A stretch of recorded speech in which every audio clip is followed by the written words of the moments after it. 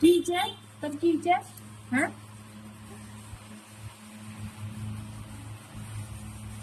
আরেকজন একদম দেখো তোমাদের দাদা ভাইকে,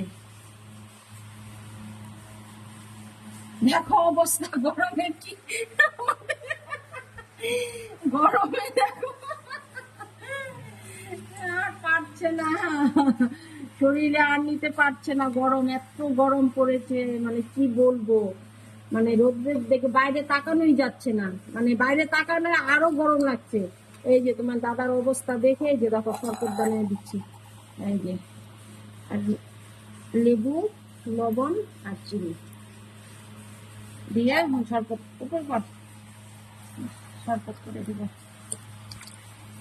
দাদা ডাক দেবো, দাদা খাইলে শরবত।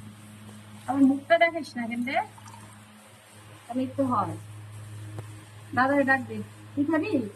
হ্যাঁ মা, মানুষ না তো।